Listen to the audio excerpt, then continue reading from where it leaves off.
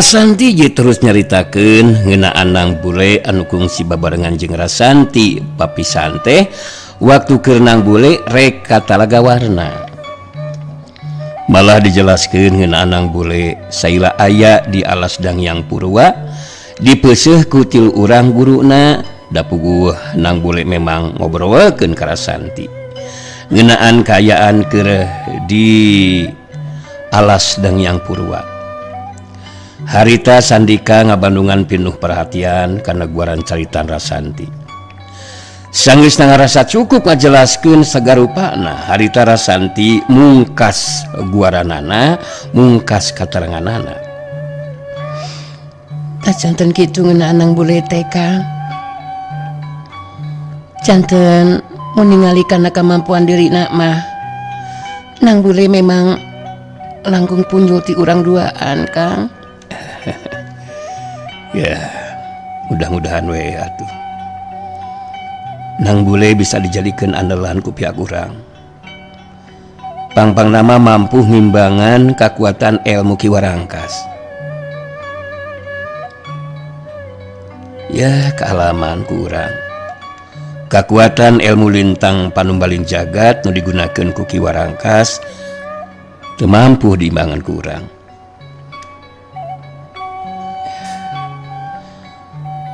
Tangtu urang sami Kang. Harapan mah memang gitu. Tapi tetepe tetiasa seukur ngandalkeun Nang Bule wungkul dina ngalawan kekuatan pihak Ki Warangkas mah Kang Dika. Barisan Ki Warangkas Jaya anu beuki tambah kuat. Eta kekuatan diimbangan ku kekuatan barisan deui sakumaha hasil babadamian sareng Kang Dugo oge manggali kitu di Mang Anteng Kang. Da upami kayaan urang teu sabatos kieu mah. Urang tos tiasa ngawitan nepungkeun anu kantos janten anggota barisan Seta Dharma teh ya Kang. Tapi ari kayaan kieu mah moal tiasa naon-naon. Rasanti semu anu ngarahuh dina nyaritana. Sandika nyarita deui mere sumanget ka Wanoja anu pikat cintana. Akang bisa ngarti kana perasaan Andika dina waktu ayeuna. Perasaan Anti dina waktu ayeuna. Tapi ulah waka pengasarepan Anti. Sabab ger akang mah masih kene aya jalan anu mangrupa ikhtiar urang. Kumaha kitu maksud Kang Dika teh? Abdi teh acan ngartos Kang. Anu kaimpleng ku akang mah kumaha mun urang kababakan panding triman we. Urang nepangan ka Amarawing, akang percaya Amarawing bakal tiasa ngupayakeun lah sangkan kaayaan urang tiasa pulih deui. Engke mun kaayaan urang tos pulih, kakara urang ka kampung kahuripan. Pikeun ngalaksanakeun rarancang Anti teh nyusun kekuatan barisan Dharma Yuda. Rasanti imut bari neuteup antep ka Sandika.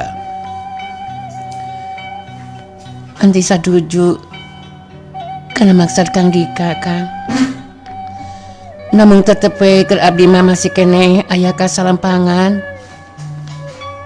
Margi tumali dari abdi masih disaimbarakeun ku pihakna Paguru Lintang Jagat Kang. Di mana urang lumampah kababakan paning triman, tiasa bae urang tepang sang jago atau napi jawara ti golongan jahat Kang. Anu miharep menangkeun hadiah sayembara.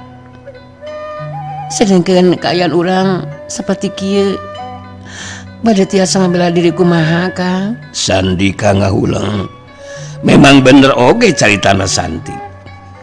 Cacakan mun teu disaimbarakeun mah moal tepikeun ka kudu nying harepan jago atawa jawara anu hayang meunangkeun hadiah sayembara. Sandika naik napas panjang nyaita deui lalaunan.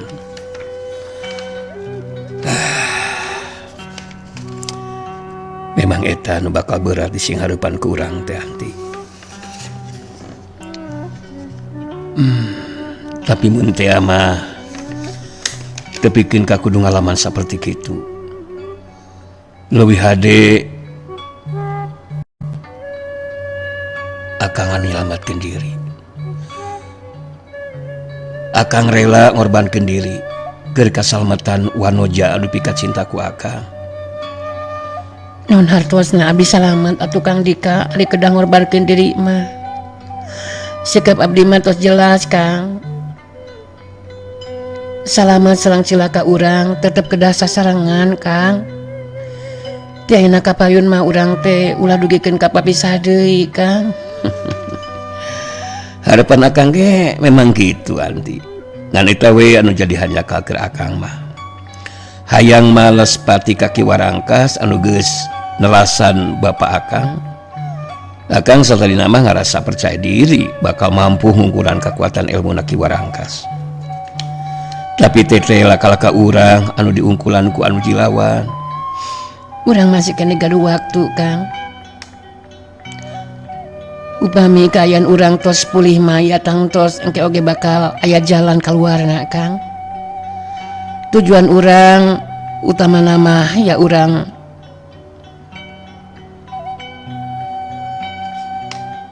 mudah-mudahan Amarawing tiasa meulikeun kain urang dua Sri sapangleungeun pageuna keran dibarengan ku rasa kadeudeuh sina kaayaan dina kaayaan keur kitu ngadadak harita Sandika jeung Rasanti jadi pada ngagarajeng kaget waktu tilu jirim anu datang ting jorelat satelusna nangtung di hareupeun Sandika jeung Rasanti anu masih keneh keur dariuk ngarendeng. Jorelat celung celegedeg tilu jirim jalma anu anyar datang teh Tetela Guntara jeung Nyai Kintamani Katut Purbaya Siruyung Wasiwulung. Tilu menang katerangan ti Ki Hambaraka ngeunaan kayan Sandika jeung Rasanti anu aya dina pangaruh kakuatan ilmu Ki Warangkas ngajadikeun duanana moal mampu ngagunakeun tanaga lapisan jeung ilmu pangenteng badana.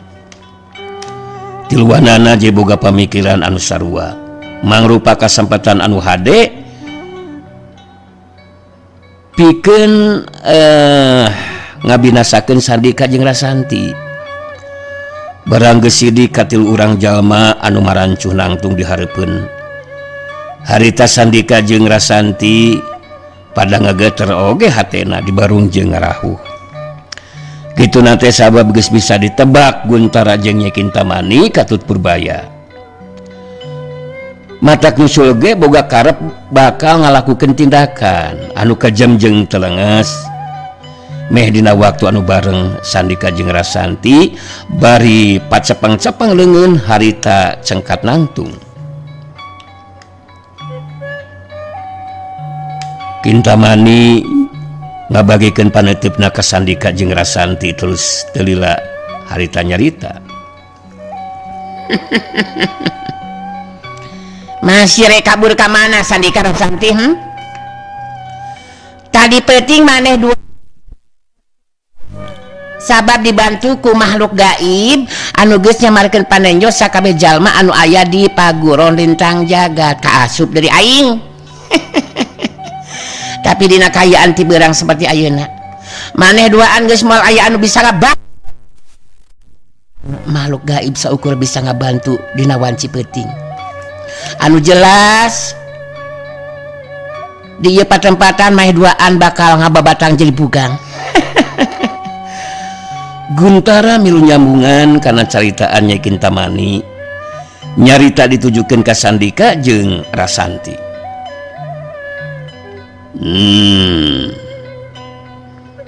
Silaing duaan memang goreng nasib Sandika Rasanti sabab kaburu kasusul ku dewek duluan. Dewek geus dibejaan ku Ki Hambaraka ngeunaan kayan silaing duaan geus moal bisa ngabela diri. Jadi dina waktu ayeuna silaing duaan kudu siap narima kana kanyataan bakal tumiba nyata acel binasa babarengan. Sandika jeung Rasanti sanajan geus moal bisa ngalawan ngabela diri, tapi duanana boga sikap jeung pamadegan salamet jeung cilaka bakal tetep babarengan. Kitu deui mun tepikeun ka ajal binasa kudu tetep babarengan. Sandika dina sikapna anu tandas harita terus cumarita. Kuring geus bisa nebak karena karep pamaksudan Andika tiluan Guntara Nyai Kintamani jeung Andika Purbaya.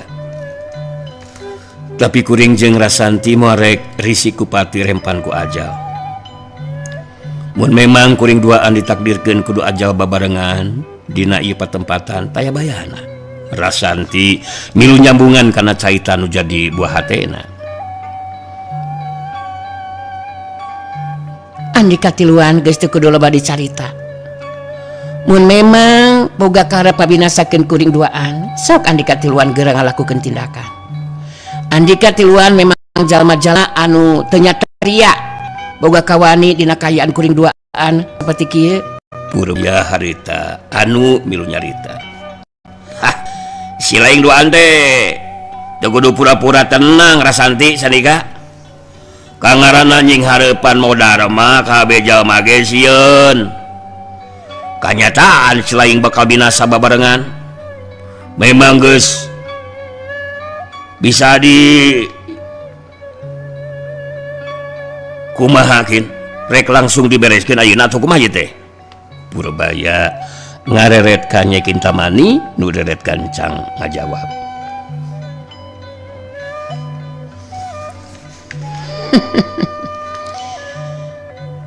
Alah, ngeunaan ting langsung di podaran mah baya. Aing masih kena ngerasa penasaran ieu teh, sabab jadi penting panyiksa anu dilakukeun ku diri aing teh tetela dina kayaan disamarkeun panenyo anu matak sameme di podaran aing hayang nyiksa heula si Rasanti. Engke mun aing geus ngarasa cukup nyiksa si Rasanti bisa ladaran duanan.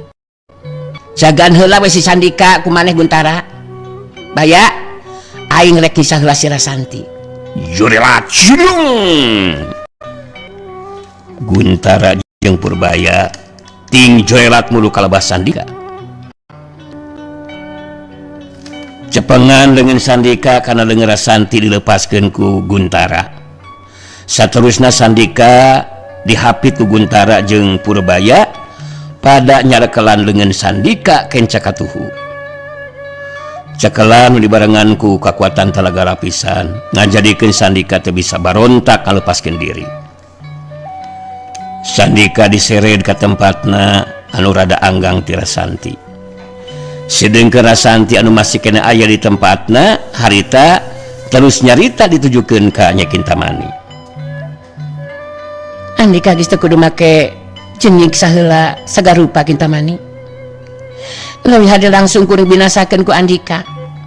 Sanajan kuring moal bisa ngalawan, tapi keur kuring cadu make kudu minta ampun ka jalma seperti Andika Kintamani. Maneh ngeunah teuing mun langsung di podaran mah Rasanti. Aing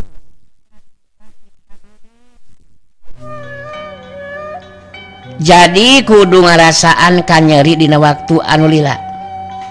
Ku cara kitu mangka bakal sukakan hati aingna. Jelek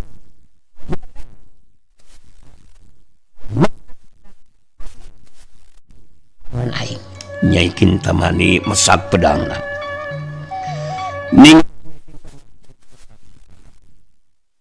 nyobaan barontak hayang ngalupaskeun diri temikeun wanoja nu dipika cintana bakal disiksa ku Nyai Kintamani. Tapi cekelan dengan Guntara jeung Purbaya da puguh bari ngagunakeun kakuatan tenaga lapisan ngajadikeun upaya Sandika taya hasilna. Guntara harita nyarita ka Sandika. Bagas si laing mentong loba pamola sadiga. lebih hade saksian ku si laing duaan kekuatan si Rasanti anu sagedeng dibakal disiksa ku si Nyai Kintamani. Bisi si laing rek leweh sok mewek kayaknya sing tarif mewekna. Engke di mana Nyai Kintamani geus ngarasa puas di sana kakarek si laing duaan dikecet-cet babarengan. Bener henteu bae? Bener gitu Sandika. Jadi si laing ayeuna mah mending kene naon teh leweh heula we, leweh heula. Sok leweh. Bari jeung gogorowokan teh naon? Pek wae ngan wayana sok sanajan si laing getih cimata tetep geus moal bisa diberi ampun. Dewek sorangan teu nyaho rek ngalakukeun siksaan kumaha si Kinkin ka si Rasanti. Jadi perhatikeun we ku si laing Sandika. Si laing duaan memang geus ditakdirkeun kudu modar babarengan di tempatan. Sandika masih sempet nyarita sorana anu semunga geleter. Andika tiluan jalma-jalma anu biadab geus teu boga rasa kamanusiaan. Andika tiluan kebeda ti satu hewan saukur waninana saka jalma untuk bisa ngalawan. Andika tiluan teu beda ti setan anu ngacirim jadi jalma. Lebih hade binasakeun kuring leuwih ti heula Guntara. Sok binasakeun kuring leuwih ti heula. Teu bisa kitu deui Sandika. Sok ngatur ka aing. Apan si laing hayang dipodaran babarengan, mangkelanan tenang heula. Saksian heula ku si laing. Tindakan anu bakal dilakukeun ku si Kinkin mangsa dibankeun siksaan ka si Rasanti. Di mana si Rasanti nyelangan ka nyeri, make hate si laing ge bakal milu nyeri. Bener henteu baya? Nya bener mending perhatikeun heula we ayeuna mah ku si laing Sandika kumaha tindakan si Kinkin dina nibankeun panyiksana ka si Rasanti. Si Kinkin geus ngajorelat aya di hareupeun si Rasanti. Perhatikeun ku si laing Sandika. Sandika ngageleter hatena ningali Nyai Kintamani anu leuwih ti heula nyekelam dengan kencana nanti tepikeun kanyarande kana tatangkalan. Maneh menga memang cukup tenang oge nying harapan ka aya nu keur lumangsung. Padahal aing ayeuna bakal ngalakukeun tindakan nyiksa ka maneh. Ngagunakeun ieu pedang Rasanti. Siseukeut pedang aing bakal dipake nurihan anggota badan maneh Rasanti. Ngan leuwih ti heula ku aing beuheung maneh dikeset heula ku pedang aing. Ngarah keluar heula getih masihan beuheung jeung dada maneh. Beh ka aing puas. Bakal amisti iskarasana ku maneh.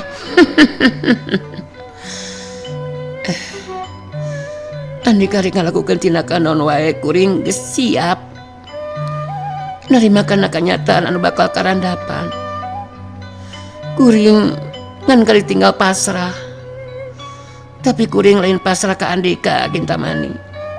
Tapi kuring pasrah kanu nyangking pasti papasten nyata anu maha kawasa.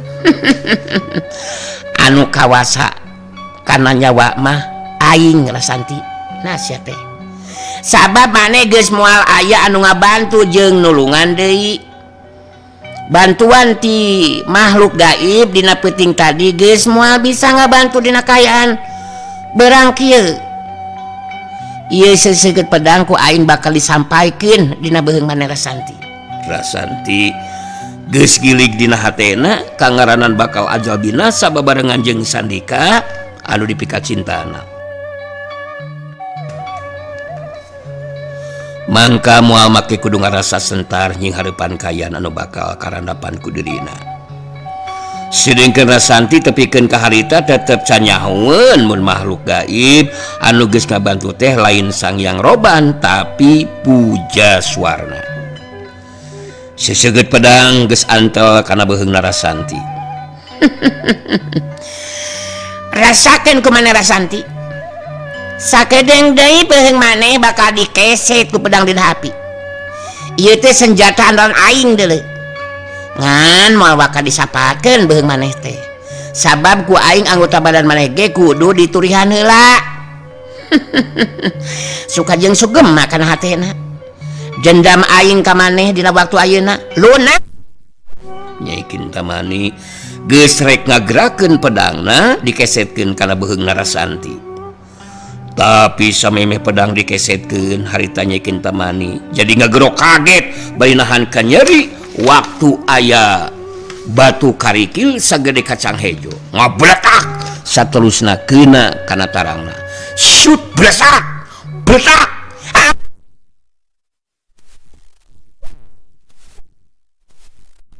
Mani ngagero jeung nahan ka nyeri. Malah jeung namahan kakagetna sanggeusna sidik anu ngabletak kana tarangna teh saukur batu karikil sagede kacang hejo. Tapi karasana ku Nyai Kintamani nyerina nataku. Nyai Kintamani bisa ngarti karena anu mampu ngalakukeun tindakan saperti kitu kudu boga kakuatan tanaga lapisan anu hebat. Nyai Kintamani bari leungeun kencana ngusapan tarangna anu karasa nyeri. Harita muterkeun paneutupna ka sabudeureun eta patempatan bari terus nyarita semua nu ngagero.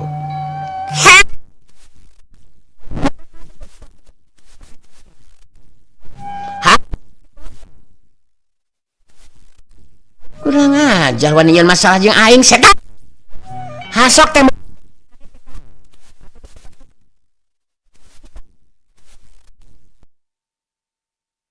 silih relet da puguh mayana mah teu ningalieun aya nu ngaganggu. Anu katingali mah Nyai Kintamani ngagero teu puguh bangun anu nahan ka nyeri. Waktu pedangna rek dikesetkeun kana beheungna Rasanti.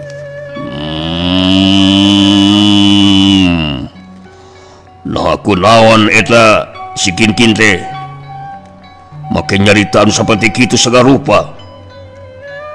Nah saha anu ngaganggu baya. Da diperhatikeun ku dewek mah eueuh anu ngaganggu. Puguh dewek ge teu ngarti teh. Tapi ngusapan tarangna tarangna buncunur. Tuh tingali ke buncunur kitu tarangna. Kunaon bisa kitu nya? Guntara jeung Purbaya jadi musirkeun perhatianana ka labah Nyai Kintamani anu harita nyarita make tanaga. Anu geus gunakeun batu karikil tembok wan diganggu ka aing sia goblok. Hasok tembongkeun diri maneh setak. Anu kudu nyebutkeun diri mun memang maneh rek nyeun masalah jeung aing. Sok jorelat kolepat legedeg aya nu ngajoelat tina balik tatangkalan ngan sakolepat geduh nangtung di hareupeun Nyai Kintamani. Rasanti jadi kaget pat sampur jeung bunga barang geus sidik ka jirim anu datang. Tetel anu datang teh Nang Bule geuningan. Geus kitu we diparengkeunana harita Nang Bule anu keur rumampah rek ngalaratan Jakawanara anu jadi bapa ngaliwat ka lebah dinya. Jadi katari perhatianana barang ningali Rasanti anu jadi bibina jeung jajaka kasep rupa harita adu hareupan jeung Guntara katut Nyai Kintamani kitu di Purbaya. Nang Bule henteu akan nembongkeun diri. Nyumput heula dina balik tatangkalan bari merhatikeun kana kaayaan anu keur lumangsung. Waktu ningali Rasanti anu jadi bibina rek disiksa ku Nyai Kintamani malah beheung Rasanti geus rek dikeset ku pedangna. Nang Bule langsung ngagunakeun tindakan. Kaayaan Nang Bule anu keur ambak ningali bibina rek disiksa. Harita sikep jeung caritanana kasar dina karakterna akibuana jeung anu jadi guruna boleh ngarere Rasanti betus cerita. Tenang Bi Anti, Iya mangka lu ku aku dihajarna ya. Tenang we bilah kurang ajar si koplok teh. Maneh nu ngaran kita ti? Nu ngaran Kintamani teh aing langsung nyaho kana ngaran maneh anjir. Sabab aing dina kayaan bari nyompot dina balik tatangkalan geus ka Bandungan kana kayaan anu keur lumangsung. Jeung aing Kintamani kerung rada ngegeter oge hatena pareng bantrok jeung paneutupna Nang Bule anu jadi kaget keur Nyai Kintamani mah anu tadi geus ngagunakeun kariki leutik sagede kacang hejo ngabretak kana tarang teh budak lalaki anu rek mangkat rumaja. Nyai Kintamani neuteub seukeut ka Nang Bule betus nyarita. Sama nyebut bibi geuningan ka si Rasanti geus nyaho kana ngaran aing geuningan jelaskeun heula ka aing. Bisi maneh hayang nyaho Rasanti teh bibi aing anjir. Ngaran Incuna Sirawing anakna anu madak mun maneh rek nyiksa ka bibi aing siksa heula aing anjir. Kangarana nyiksa ka aing tangtu aing kudu direbuhkeun heula ku maneh Kintamani. Rek maju saurang-saurang rek sakaligus tiluan jeung aing duaan urang digarap Kintamani. Nyai Kintamani can waka nyarita masih keneh ngerasa kaget siga nama ngeunaan ngaran Nang Bule memang geus tapi kapeguron Lintang Jagat. Hasok ngomong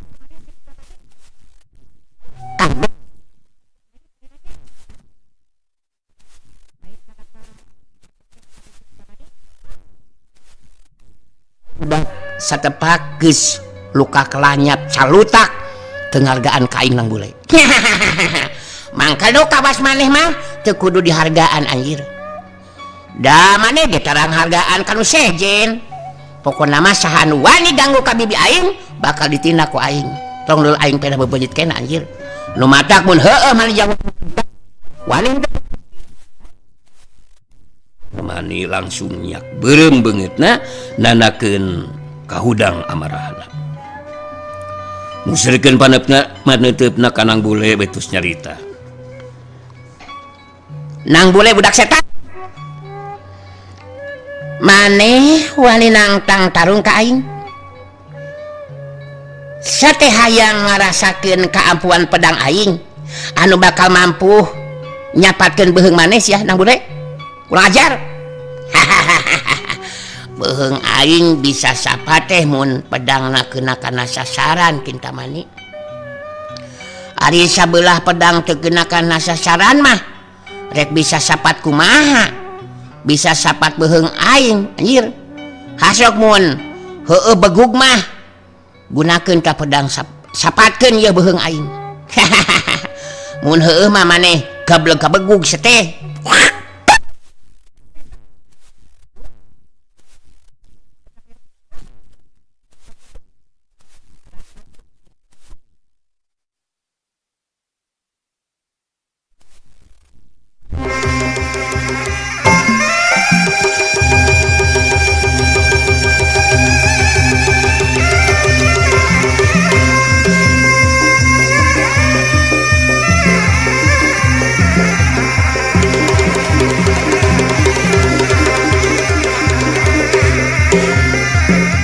Jorewat culung Nyai Kintamani majuna rajang bari metakeun pedang lidah api senjata andalanana.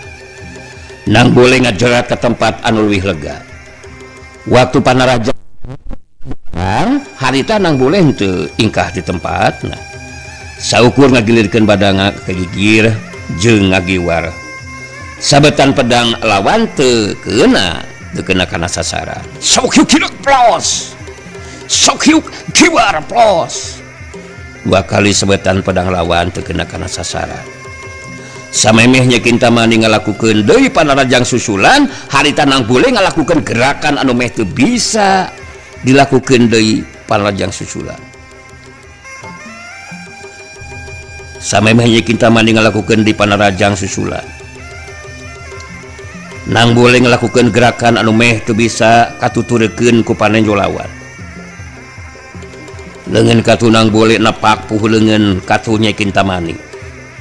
Katingan tanagaan, tapi dina kanyatanana Nyai Kinta Mani ngajar jebrul ka tukang. Plak.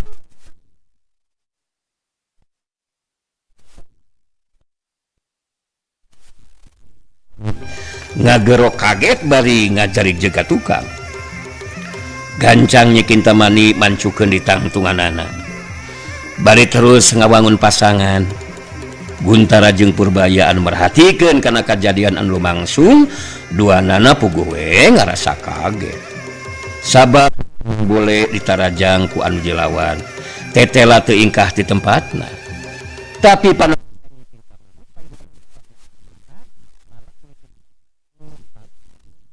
panajangna sedengkeun sandika dina sajroning merhatikeun anu keur tarung, harita ngomong sorangan dina jero hatena. Cerita Anda Santi ngeunaan Nang Bule tetela teu nyalahan.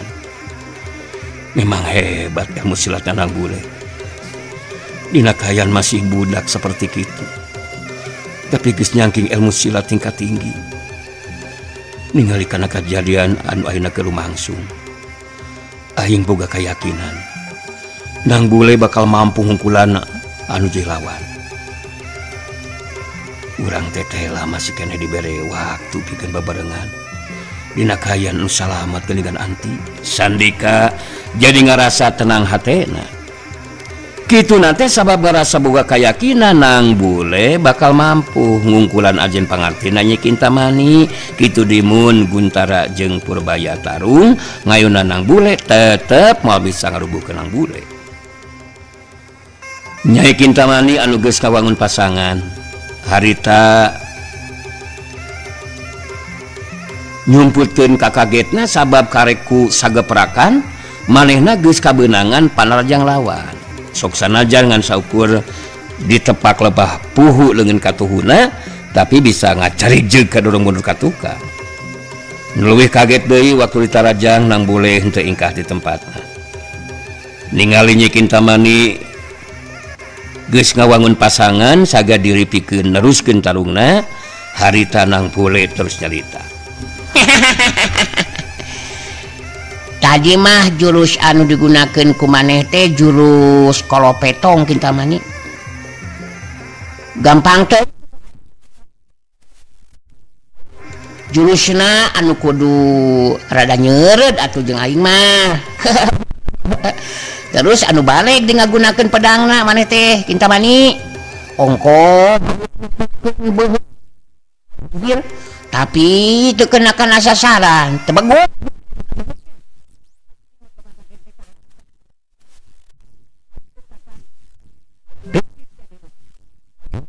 Pikeun tetela pedang aing bakal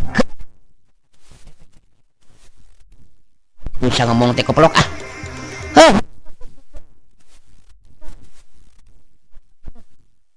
Kesetkeun ka aing. Aing hayang nyaho keampuhan pedang lidah api anu digunakeun ku maneh teh Kinta Mani, lain pedang lidah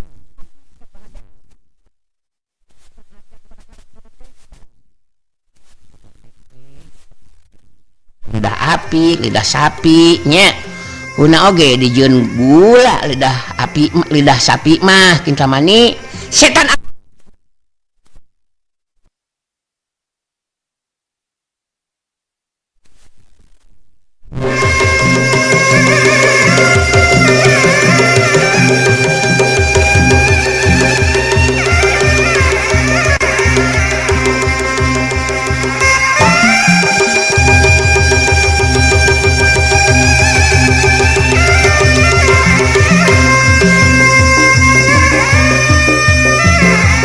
Jorela Nyai Kinta Mani maju dina rajang.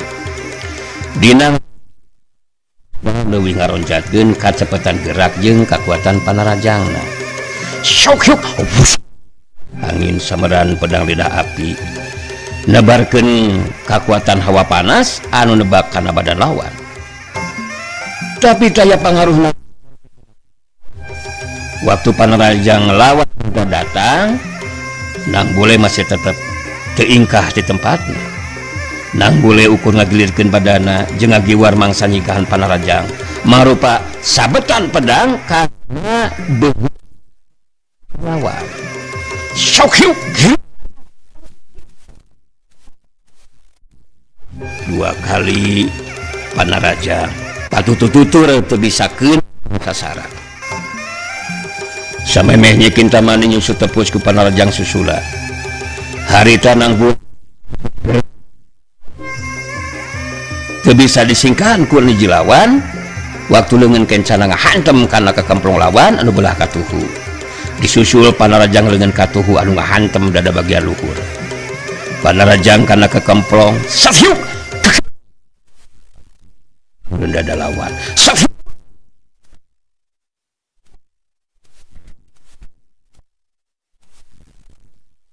kaget bari nahan ka nyeri mundur ka tukang.